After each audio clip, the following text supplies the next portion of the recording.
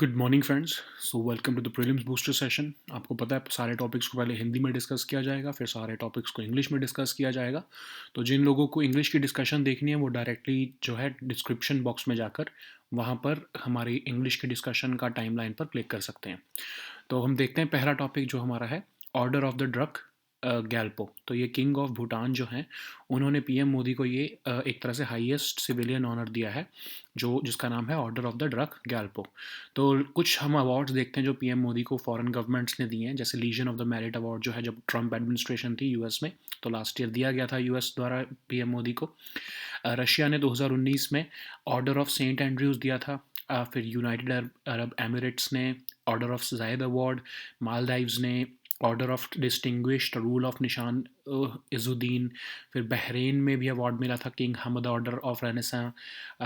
Palestine ने भी अपने highest honour grand collar of state of Palestine. तो ये आपको ना सारे नाम इसलिए याद रखने पड़ेंगे, कल को ये आपको एक प्रीलिम्स में मैच द फॉलोइंग कि ये कौन सा अवार्ड है, कौन कौन सी कंट्री का अवार्ड है, तो उसके लिए आपको फैक्ट्स बेस्ड एक तरह से क्वेश्चन पूछा जा सकता है। तो order of Abdul Aziz Al Saudi, आपको नाम से ही पता लग जाएगा कि सऊदी अरेबिया का अवार्ड होगा। ऐसे ही अफ़गानिस्तान की गवर्नमेंट जब थी वहाँ पर, तो 2016 में स्टेट ऑर्डर ऑफ गाजी अमीर अमानुल्लाह खान का अवार्ड भी पीएम मोदी को दिया गया था। ठीक है, तो नेक्स्ट टॉपिक देखते हैं जो कि है पर्सनल डेटा प्रोटेक्शन बिल। तो जेपीसी जो है, जॉइंट पार्लियामेंट्री कमेटी या फिर जॉइंट कमेटी ऑफ पार्लियामेंट, इन्होंने पर्सनल डेटा प्रोटेक्शन बिल पर जो अपनी रिपोर्ट जो है उसको बोथ हाउसेज में टेबल कर दिया है। तो इसमें उन्होंने बोला है कि सिर्फ पर्सनल डेटा ही नहीं, नॉन पर्सनल डेटा जो है वो भी आपके डेटा प्रोटेक्शन अथॉरिटी के एम्बिट में आए। ठीक है, तो नॉन पर्सनल डेटा पे तो आपको जो है वो गवर्नमेंट ने जो है अपने अपने पास रखा था डोमेन, तो वो कह रहे हैं कि नहीं, आप जो डेटा प्रोटेक्शन अथॉरिटी बनाओगे जो कि एक स्टेचुटरी बॉडी होगी, उस वो ही डील करे नॉन पर्सनल डेटा को भी, पर्सनल डेटा के अलावा भी। ठीक है, ट्रांजिशन पीरियड देने की बात कर रहे हैं। वो कह रहे हैं जो डेटा एग्रीगेटर्स जो आपके समझ लो फेसबुक है, अमेज़ॉन है, या कोई भी आपके जो डेटा एग्रीगेटर जो आपका डेटा इकट्ठा करके बैठे हैं लोगों का, उनको 24 महीने का टाइम दो। जब ये एक्ट जब पास होगा उसके 24 महीने के अंदर उसके प्रोविजंस वो कंप्लाई करें। ठीक है, सोशल मीडिया वालों की भी लाइबिलिटी बताई है। उन्होंने बोला कि सोशल मीडिया प्लेटफॉर्म्स जो अपने आप को जो इंटरमीडियरीज का काम नहीं कर रहे हैं, मतलब कि गवर्नमेंट के कहने पर अगर वो किसी इन्फॉर्मेशन को नहीं रिमूव करते हैं या कोई इन्फॉर्मेशन नहीं देते, तो फिर गवर्नमेंट ने भी आपने पढ़ा था ना कि सोशल मीडिया रूल्स आए थे, तो उन्होंने कहा था कि हम आपको इंटरमीडियरीज नहीं मानेंगे, हम आपको पब्लिशर्स मानेंगे। तो इन्होंने बोला कि जो इंटरमीडियरीज नहीं है वो रूल सही है, उसको आप पब्लिशर मानो और उसके ऊपर जो कंटेंट पोस्ट हो रहा है ये माना जाए कि वो उन्होंने खुद पब्लिश किया है। ठीक है, अब पेनल्टी की भी इसमें बात है कि अगर कोई जो है कंपनी या कोई जो है आपके जो जैसा मतलब बड़ी कंपनीज़ हैं आपकी, अमेज़ॉन, फ्लिपकार्ट या जो भी बड़ी कंपनीज़ हैं आपकी, अगर ये डेटा प्रोटेक्शन बिल के प्रोविजंस को कंप्लाई नहीं करती हैं, तो इनके ऊपर 15 करोड़ का फ़ाइन या फिर 4% इनकी टोटल ग्लोबल टर्नओवर का जो होगा वो डेटा ब्रीचेस के लिए जो है वो इनके ऊपर फ़ाइन इम्पोज किया जाए, और जेल टर्म भी इसके अंदर प्रोविज़न रखा गया 3 साल तक का।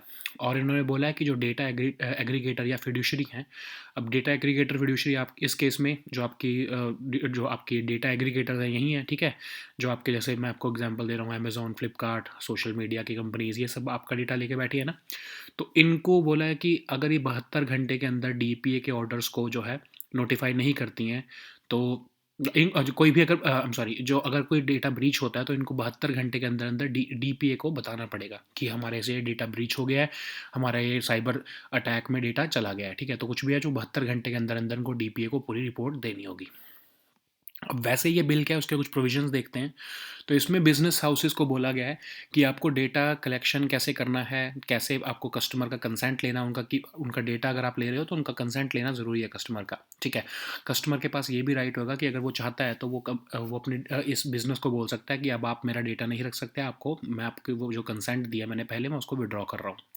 सेंसिटिव पर्सनल डेटा को डिफाइन किया गया, जैसे passwords, financial data, health data, sex life, sexual orientation, biometric data, ये सारी चीज़ें जो हैं वो सेंसिटिव पर्सनल डेटा में डाली गई हैं, और इसके ऊपर तो बिल्कुल भी कॉम्प्रोमाइज़ नहीं किया जाने वाला है। ठीक है, तो इसमें उन्होंने और भी राइट्स दिए हैं कंज्यूमर्स को, जैसे आप जैसे और मेरे जैसे कंज्यूमर्स जो हैं, कि राइट टू एक्सेस, उनके पास एक्सेस करने का अपना डेटा, उसको करेक्ट करने का या फिर इवन इरेज करने का भी राइट है। ठीक है, अब इरेज जो है वो ऑफकोर्स ऐसा नहीं कर सकते, उसके लिए भी कुछ प्रोविजंस होंगे, डीपीए का टाइम जो है वो आपको परमिशन लेनी पड़ेगी। राइट टू बी फॉरगॉटन भी दिया है। ठीक है, हमने राइट टू फॉरगॉटन कई बार पढ़ा है ना, समझ लो कि अगर हमें मेरा कोई डेटा है और वो सेंसिटिव नहीं है और वो मतलब उस पे कोई कोई कोर्ट केस नहीं चल रहा है, लेकिन वो अमेज़न, फ़ेसबुक या ये कोई भी जो है कंपनी अगर लेके इनके पास पड़ा है और मैं वो अब नहीं यूज़ करता हूँ वो प्लेटफॉर्म, और मैं चाहता हूँ कि मेरा डेटा जो है वो चला जाए, वो रिमूव कर दें, तो मैं मेरे पास ये राइट टू बी फॉरगॉटन है कि मेरा सारा डेटा वो आप वो रिमूव कर दें। ठीक है, कंज्यूमर्स को ये भी राइट दिया गया कि वो अपने डेटा को ट्रांसफ़र भी कर सकते हैं एक जगह से दूसरी जगह पर, या मतलब बिजनेसेस में, जैसे मैं चाहूँ कि फेसबुक का डेटा मैं ट्विटर पे शेयर कर दूँ अपना, तो मतलब मेरे पास ये राइट होगा। ठीक है, तो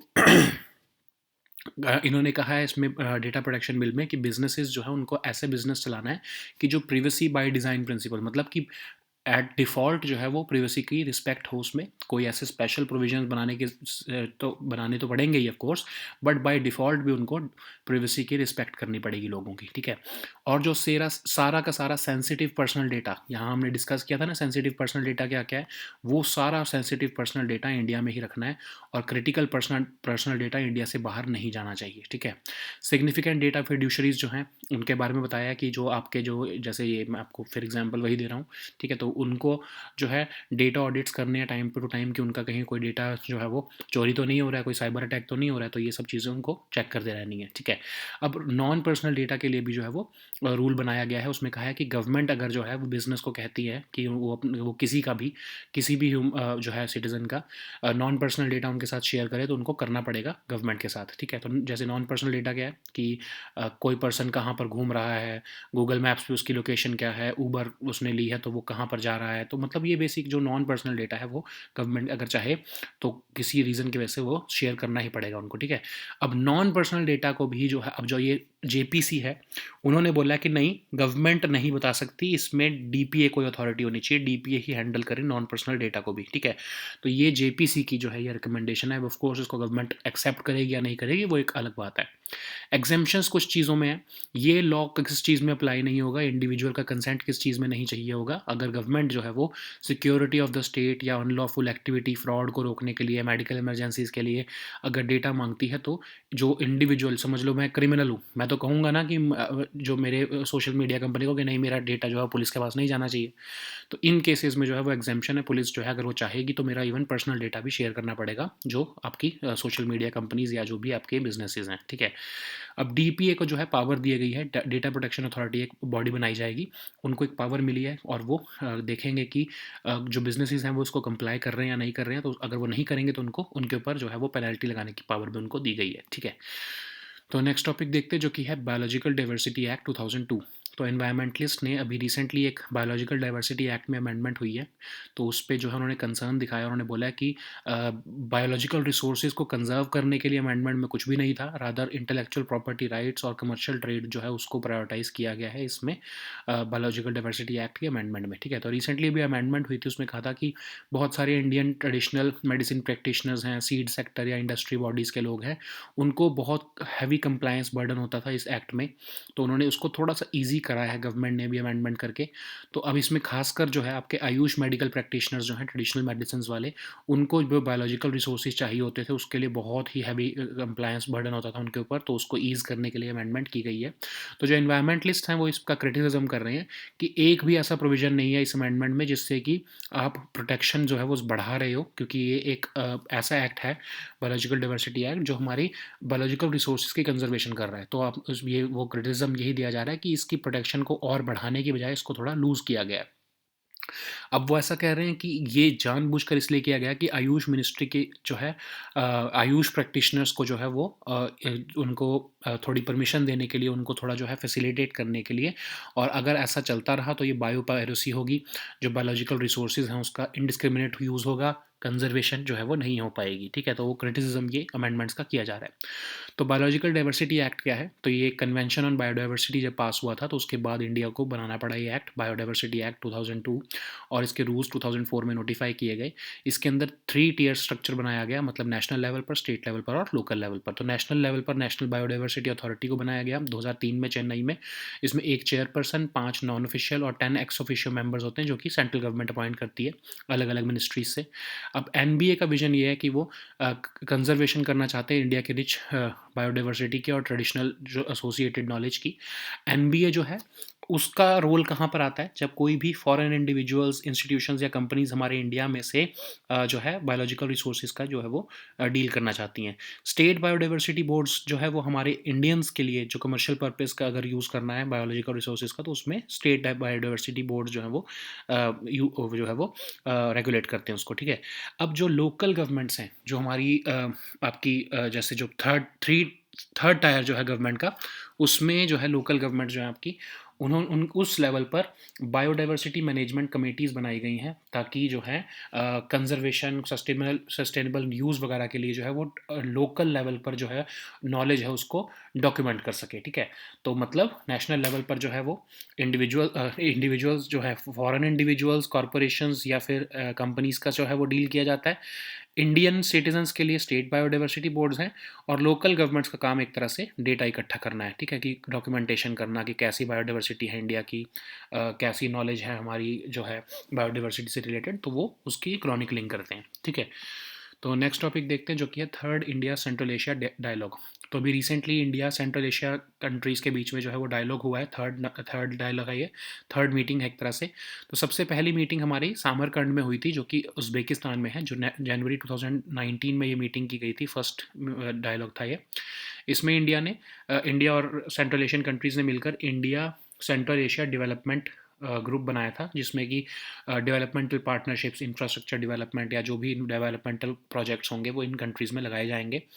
अब जो सेकंड मीटिंग हुई थी लास्ट ईयर अक्टूबर 2020 में, वर्चुअल मीटिंग हुई थी, इसमें इंडिया ने $1 बिलियन का लाइन ऑफ क्रेडिट अनाउंस किया था, मतलब कि वहाँ पर जो भी प्रोजेक्ट्स लगेंगे उनके लिए उनको एक तरह से लोन है, कि अगर वो इंडिया के कुछ कंपनीज से जो है वहाँ पर इंफ्रास्ट्रक्चर लगवाते हैं या फिर कनेक्टिविटी, कोई भी एनर्जी सेक्टर में ना, कनेक्टिविटी में, हेल्थ केयर में, तो उनको ये कुछ लोन मिलेगा, ठीक है। और इसकी एक यूनिक ये चीज़ थी सेकंड मीटिंग की, इसमें अफगानिस्तान ने भी पार्टिसिपेट किया था इस बार, रादर मतलब अक्टूबर 2020 में, ठीक है। तब तो अफगानिस्तान गवर्नमेंट होती थी, डेमोक्रेटिक गवर्नमेंट। और अब इस बार का जो third India Central Asia dialogue हुआ है, उसके अंदर कहा गया है कि जो International North South Transport Corridor है और अशगाबाद एग्रीमेंट है, उसको जल्दी से जल्दी ऑप्टिमम यूज़ उसका किया जाए। और चाबहार पोर्ट को भी उन्होंने कहा है कि with in the framework of INC-STC डाल दिया जाए, ठीक है, ताकि इस पूरे रीजन में कनेक्टिविटी की इशू खत्म हो जाए, इंडिया के साथ अच्छी कनेक्टिविटी आ जाए, ठीक है। तो इसलिए उसको वो फास्ट ट्रैक करने को, और उसको कह रहे हैं कि इसको मूव अहेड करो इसके ऊपर। तो पहले तो देखते हैं अशगाबाद एग्रीमेंट क्या है। तो Uzbekistan, Turkmenistan, Iran, a, Oman and कतार, इन्होंने मिल के इसको साइन किया था 2011 में। और इसमें कतार जो है वो, इसमें से उन्होंने, कतर रैदर जो है उन्होंने इसमें से विड्रॉ कर लिया था इस एग्रीमेंट में से 2013 में।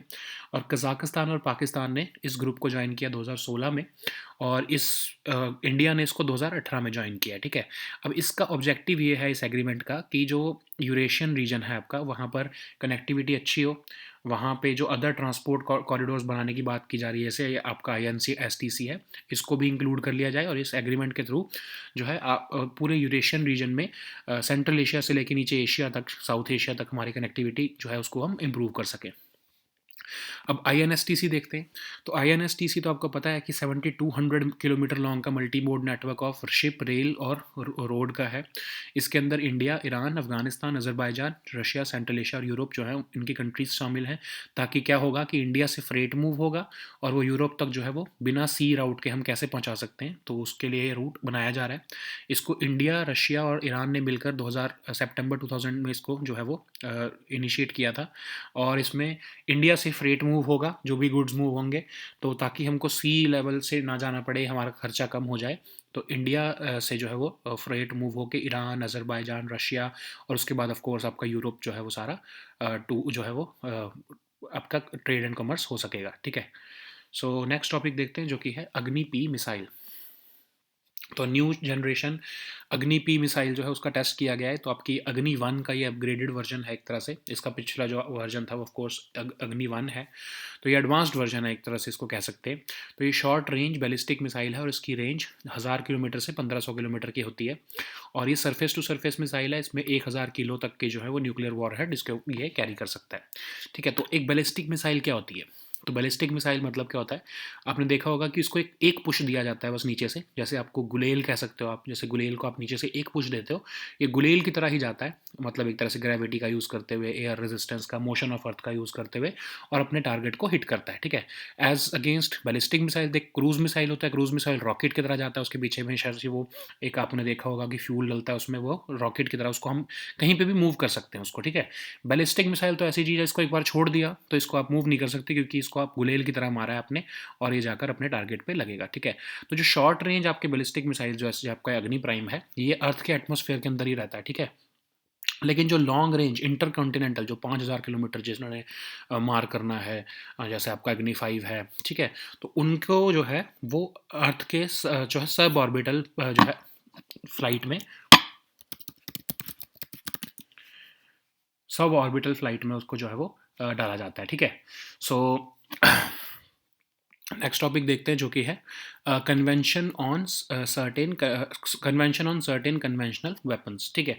तो फर्स्ट टाइम इंडिया में जो है, सॉरी, फर्स्ट टाइम जो है आपके convention on certain conventional weapons जो है, उसके कुछ मेंबर कंट्रीज़ जैसे कि 125 मेंबर कंट्रीज़ जो हैं, उन्होंने कहा है कि किलर रोबोट्स जो हैं उसको जो है कर्ब करो, उसको ख़त्म करो, क्योंकि ये बहुत ही ज़्यादा डेंजरस है कंट्री के वर्ल्ड पीस के लिए। तो ये किलर रोबोट्स क्या होते हैं? किलर रोबोट्स रोबोट्स का मतलब होता है ड्रोन्स, आपके आपके गन्स, फिर जो है बॉम्ब्स, जो कि ऐसे ऐसे गन्स और आपके ड्रोन्स या फिर आपके रोबोट्स जो कि खुद चलते हैं, मतलब खुद चलेंगे, और वो अपने आप ये डिसाइड करते हैं, उसमें एक तरह से आपने कुछ क्राइटेरिया फिक्स कर दिया कि इस पर्सन को मारना है, इस पर्सन को अटैक करना है। तो एक तरह से आपने एक ह्यूमन इंटेलिजेंस की बजाय एक आर्टिफिशियल इंटेलिजेंस के ऊपर आपने ये फैसला छोड़ दिया कि वो किसको मारना चाहता है और किसको नहीं मारना चाहता है, ठीक है। तो बहुत सी कंट्रीज़ हैं, जैसे कि यूएस, रशिया, इवन चाइना भी इसके ऊपर वर्क कर रहा है, इंडिया भी इस पे के ऊपर वर्क कर रहा है। तो आने वाले टाइम में ये हमारे लिए बहुत बड़ी प्रॉब्लम क्रिएट कर सकता है, क्योंकि आप ह्यूमन इंटेलिजेंस का सोचो कि उसमें तो इमोशन है, एक कंसायंस है उसकी, तो वो तो एक तरह से अगर ज़रूरत पड़ेगी तो वो अटैक नहीं भी करेगा, ठीक है। लेकिन इसमें तो क्या है कि ये एक तरह से इमोशनलेस रोबोट्स हैं, तो ये तो किलिंग स्प्री पे जा सकते हैं, मतलब कि लोगों को मारते ही रहेंगे, तो ठीक है। तो इसलिए बहुत से नुकसान है, इसलिए कंट्रीज़ जो हैं वो कह रही हैं कि इसके ऊपर बैन लगना चाहिए, ठीक है। अब convention on certain conventional weapons क्या है, तो इसको 1980 में जो है यूएन में अडॉप्ट किया गया था इस कन्वेंशन को, और 1983 में ये इन्फोर्स हुआ है।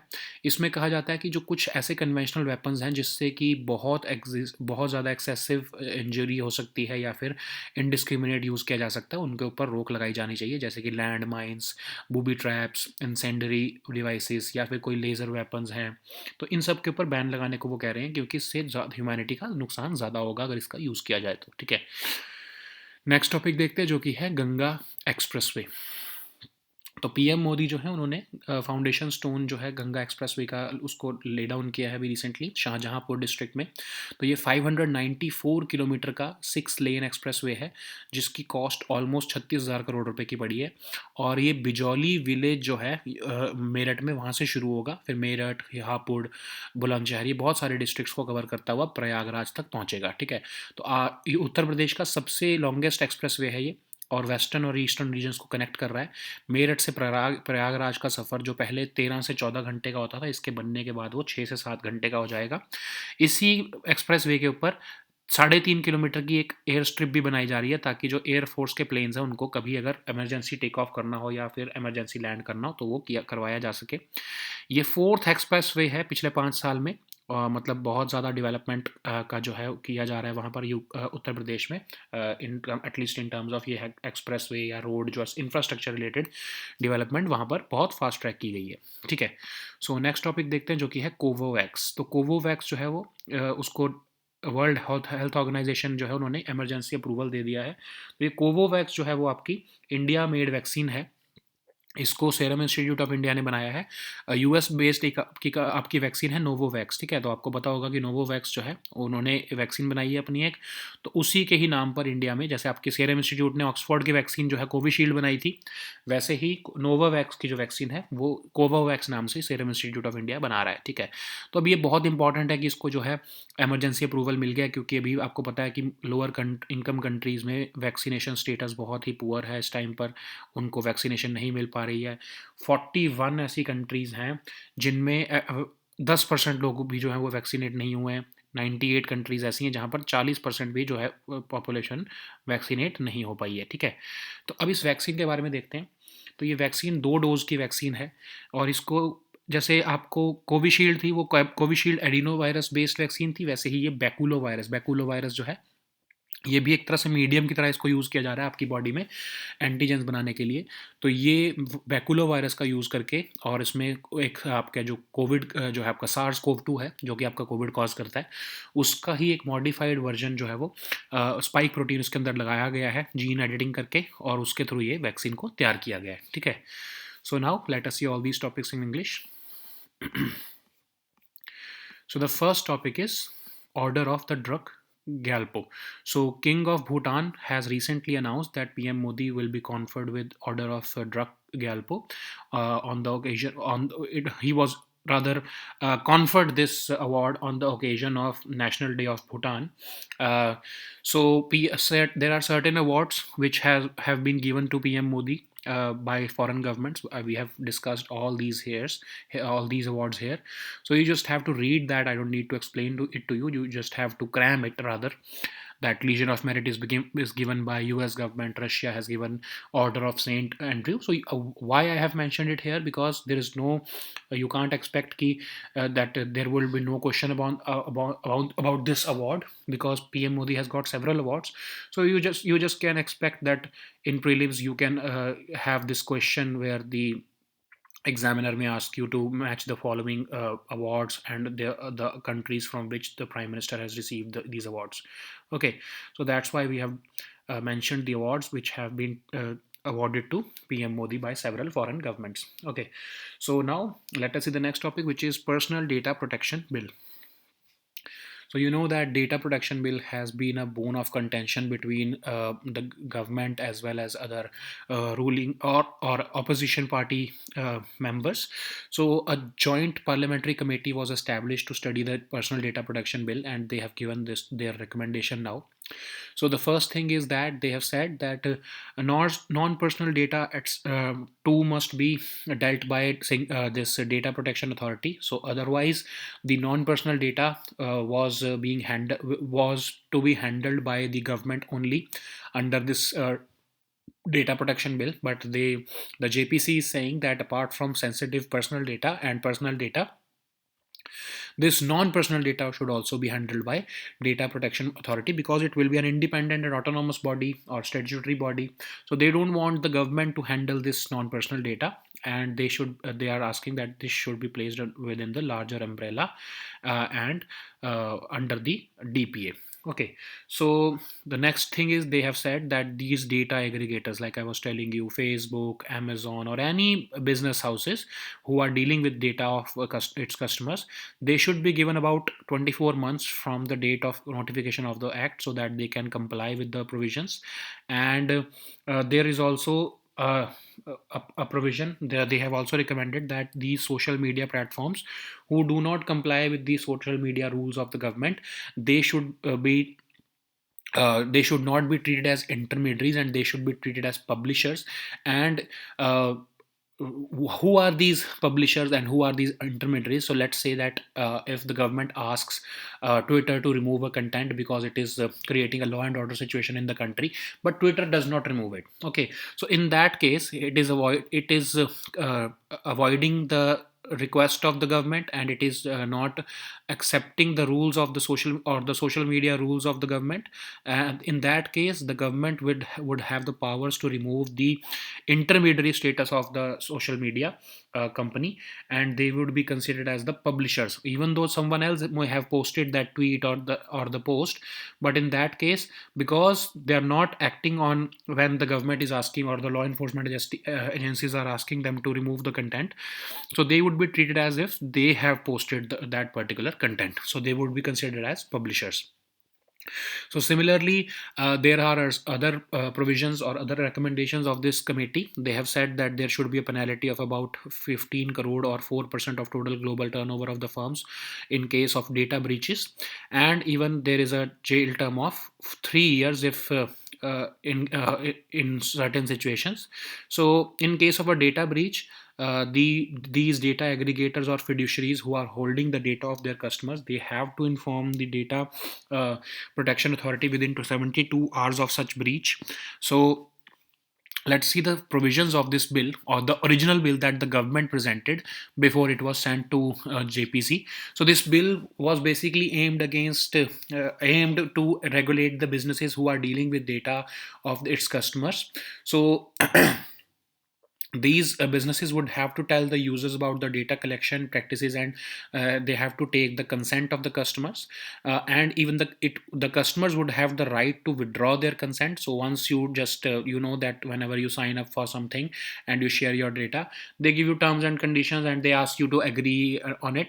So after you agree on it, you do not have any other option. But this bill is saying that once it should not be a one time affair. People should have the right to withdraw their consent also. So in any time, if you want, you can withdraw the consent that the website or these businesses should not be using your personal data. Okay, so is this bill is also classifying sensitive personal data as passwords, financial data, health data. So this sensitive personal data, it has to be stored in India, and the critical personal data must not be transferred out of India. Okay, so apart from that, the consumers have been given the right to access, correct, and erase their data. It is self-explanatory. And we also discussed about right to be forgotten. When uh, if let's say I have some data with some business house and I do not want it to be with them anymore, so I can exercise as a customer my right to be forgotten. And let's say a newspaper had some data, or a newspaper covered a story against me, and if that story is not controversial and if that story is not inviting any legal challenge, then after following certain provisions I can exercise my right to be forgotten because it is violating my privacy. uh, and in that case they will have to comply with that. Or customers even have the right to transfer their data under this bill. And these business houses should have to make some organizational changes so that they can protect the data of their customers even better. And they should have this privacy by design principle. So by default you have to remain a compliant or a data protection friendly business house. Otherwise there will be penalty provisions.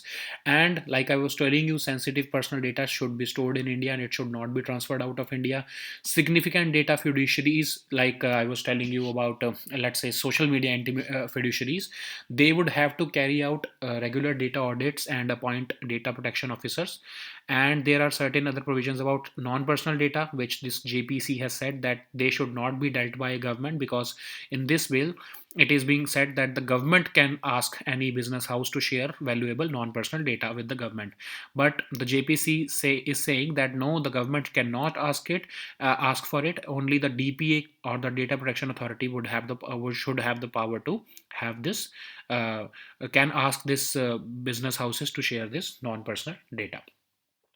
So certain exemptions are there.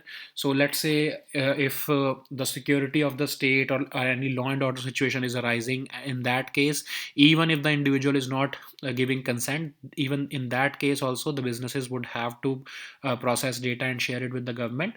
And these are the exemptions to this data protection law. Okay, so in case these business houses do not comply with these provisions, then DPA or the Data Protection Authority would have the powers to uh,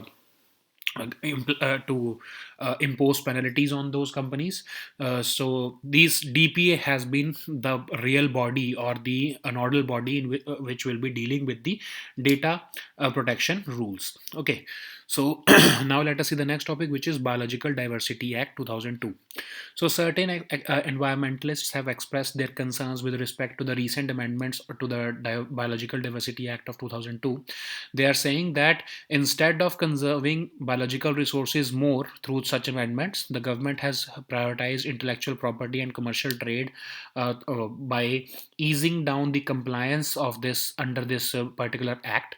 So the recent amendments have made it comparatively easier for these Indian medicine practitioners, seed sector and industry and researchers and people belonging to these industries to, because otherwise they were having uh, difficult time, or they were having significant compliance burden under this act whenever they had to utilize the biological resources from the country. So this compliance burden has been comparatively reduced, and certain exemptions have been given to the practitioners of Ayush medicine, and they, because they are using the traditional knowledge of and biological resources to create their products. So certain exemptions have been given to this to these producers or these practitioners under this new amendments. So this is the criticism. So the environmentalists are saying that there is not even a single provision which is increasing the conservation or the protection of these biological resources, or it is not even um, increasing the stake of local communities in this the sustainable use of these resources. The entire motive of these amendments is to benefit Ayush ministry and the products which this Ayush ministry is promoting. And they are saying, environmentalists are even criticizing that if this is done indiscriminately, then it will lead to biopiracy. So let us see what is this Biological Diversity Act. So this act was passed after the Convention on Biodiversity was adopted.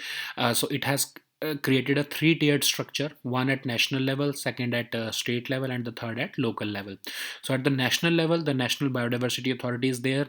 It has a chairperson, five non-official members, 10 ex-officio members, which are appointed by the central government from various ministries.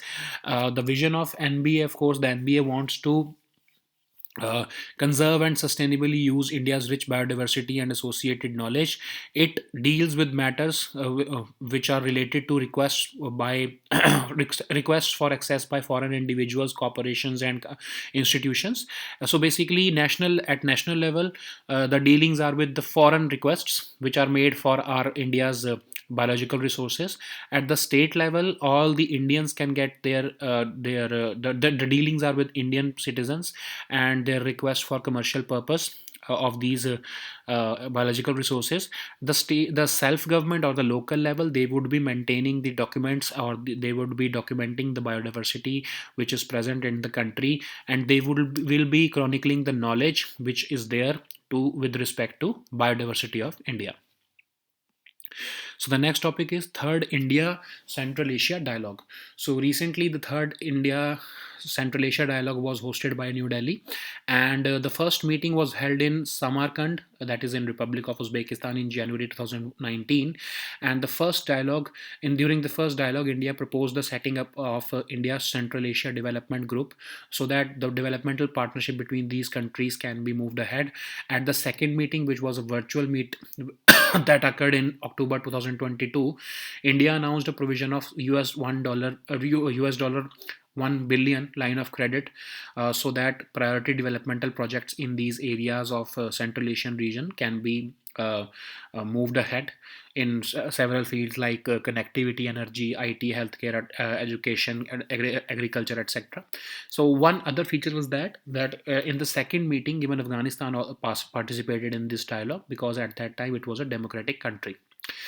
So in this third meeting, this these countries have decided that we should optimally utilize the INSTC, that is the International North-South Transport Corridor, as well as the opportunities which are presented by the Ashgabat Agreement. Okay, so they're also saying that Chabahar Port must also be included within the framework of INSTC.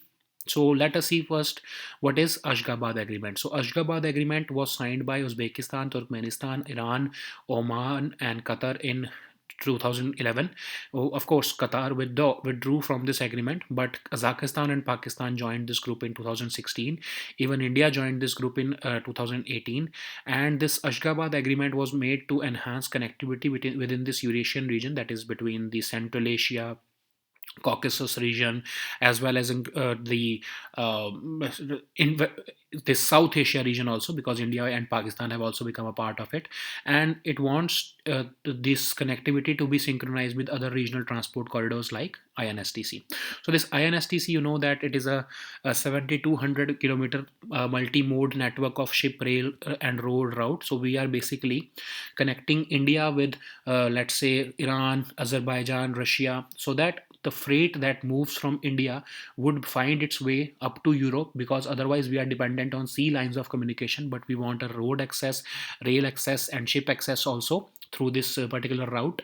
So we are basically exploring other means of transport to Europe, so that we can trade our goods and we can increase our trade between India and Europe, and be in and the countries which are there between this corridor. Okay, so this corridor was initiated by Russia, India, and Iran in September 2000, and it will be a 7,200 kilometer long corridor. Okay. So let us see the next topic, which is Agni P missile. So India has recently test fired this new generation nuclear capable ballistic missile Agni P. So it is an advanced version of Agni 1 missile. It is a short range ballistic missile, and it has a range of about 1,000 kilometers to 1,500 kilometers, and it is a surface to surface missile, and it can carry a payload of about 1,000 kgs. It is a double stage missile, and it is much lighter and sleeker than Agni 1. So what is a ballistic missile? Like I was giving you an example of a slingshot or a catapult. So you just give it an initial thrust, and it flows into the air, utilizing the effects of gravity and air resistance. It does not need a permanent source of fuel to be guided to the for its trajectory. Okay, so it does not have any active propulsion like in a cruise missile.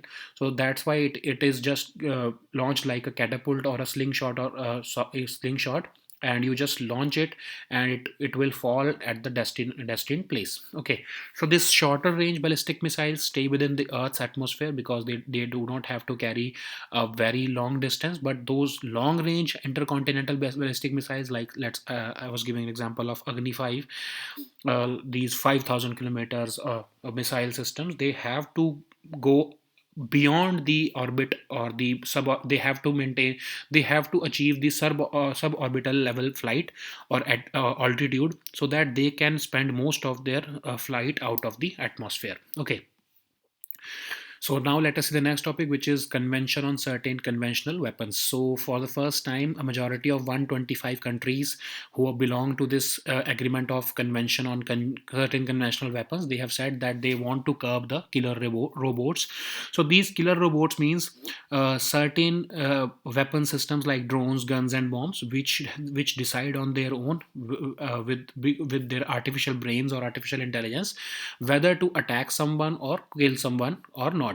Okay, so like these are lethal autonomous weapon systems. Laws, we also call them laws. So they decide on their own, using their own algorithm, if that the person who is standing in front of you is an enemy or not. So of course you are deducting the human emotions out of these robots, because they, of course, they are robots, so they would not be having human emotions.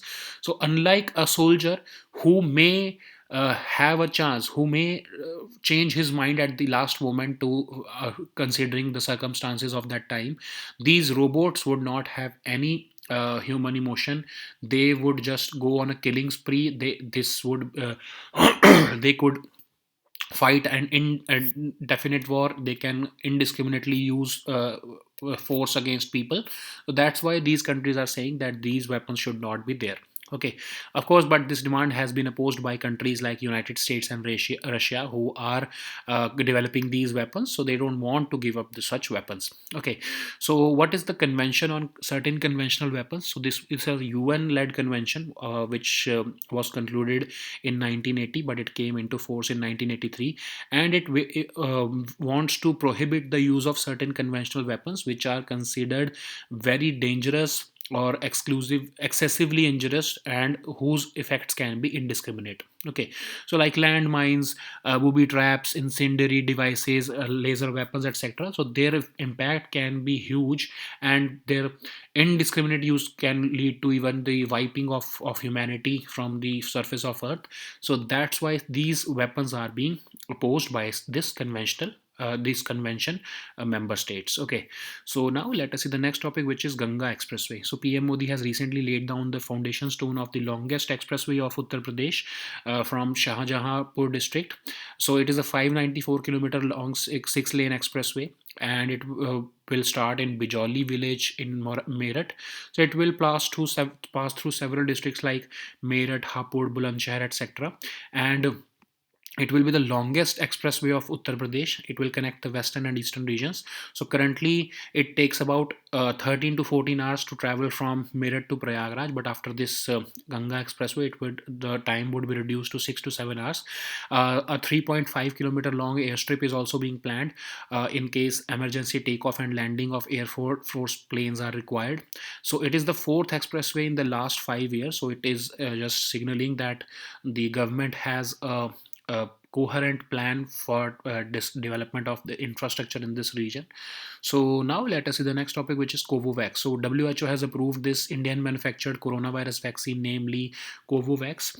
So it is developed by Serum Institute under a license from US based Novavax. So you know that like Covishield was an Oxford vaccine or AstraZeneca vaccine, and it has been licensed by Serum Institute in India, Serum Institute of India, to produce in India under the name of Covishield. So similarly, this Novavax vaccine is being made by Serum Institute of India under the name of Covovax.